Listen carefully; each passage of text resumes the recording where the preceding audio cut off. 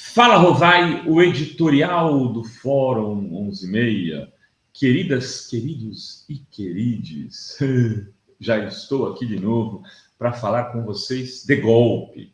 Eu acho que tem gente que não aguenta mais essa história. Vai ter golpe, não vai ter golpe, não vai ter golpe, não, é golpe, é golpe. É toda hora o papo é sobre golpe. Aí a gente acaba tendo que conversar sobre isso para poder tentar colocar a bola no chão, né? Até porque, a depender do analista, a pessoa vai dizer, não, nós já vivemos um golpe, nós já fomos golpeados e o que está no governo é fruto desse golpe. Não é uma análise equivocada, sinceramente, não é uma análise, né, que esteja desvirtuando a realidade.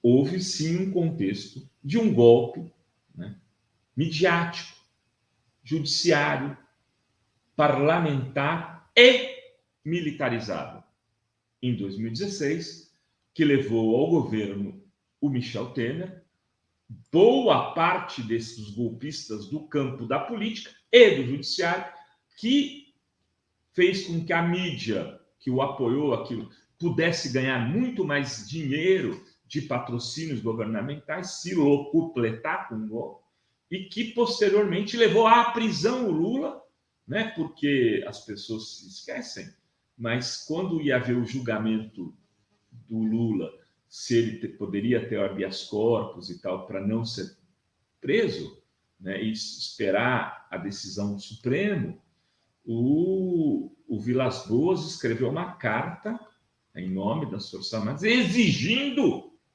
que o Supremo cumprisse a lei.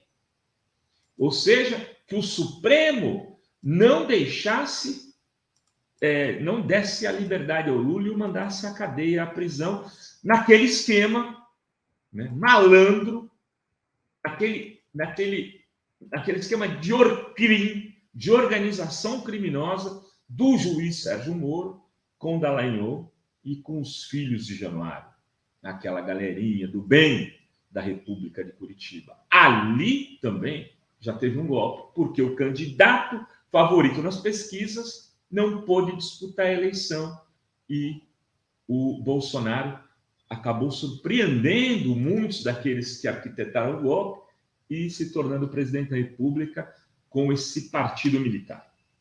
Então, as pessoas que falam, não, vai ter um golpe, ao mesmo tempo já teve, precisam se decidir.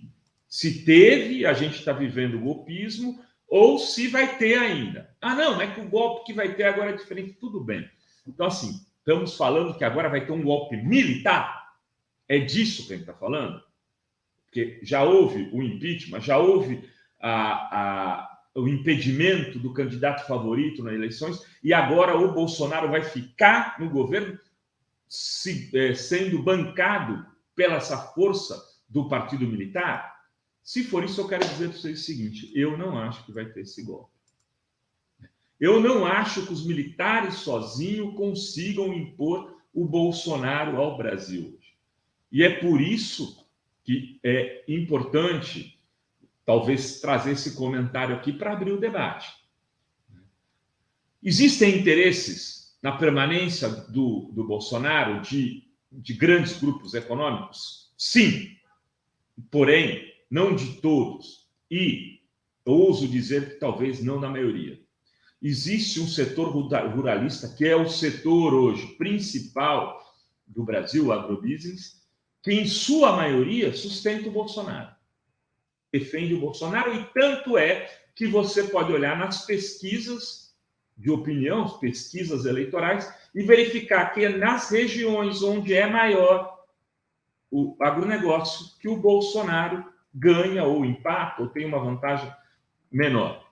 É na chamada área do agronegócio, que eles no sul do país, no centro-oeste, uma região mais ao norte ali, o Acre, no interior de São Paulo. O Lula não escolheu o Alckmin à toa. Ele escolheu o Alckmin, inclusive, pelo que esse blog apurou, para assumir o Ministério da Agricultura no futuro governo dele. Para o Alckmin ser o interlocutor, principalmente com essa burguesia paulista do agrobusiness, com essa parte do agrobusiness que está nessa região de São Paulo. Enfim, tem outros segmentos que apoiam o Bolsonaro? Tem uma parte do mercado financeiro. É toda? Não! Não é toda. Inclusive, em alguns ramos familiares, há racha de apoio. O pessoal mais ligado ao Unibanco, que entrou no Itaú, apoia o Lula. E o clássico família do Itaú apoia o Bolsonaro. Já foi matéria da mídia isso. Tem banqueiros que estão querendo se aproximar, né, do lulismo, inclusive pensando em como controlá-lo no futuro governo. Então já tem espaço, mesmo no setor financeiro, não há uma absoluta defesa do bolsonarismo. Já foi pior. Na disputa contra o Aécio pela Dilma, era todo mundo do lado de lá. A situação foi pior para Dilma em 2014, na disputa eleitoral, do ponto de vista dos apoios que ela tinha nos setores empresariais, do que hoje é para o Lula contra o Bolsonaro. Então, ele não sai com tudo. Na sociedade civil, há espaço para o golpismo nas instituições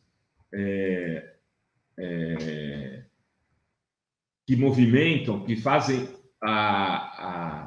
o diálogo com boa parte da base social. O que a gente pode dizer é que tem no setor evangélico, né, na organização a partir da religião, sim, uma ampla maioria de bolsonaristas. Mas fora disso, o Bolsonaro não tem predominância. E, além de tudo, também não tem base popular esse golpe.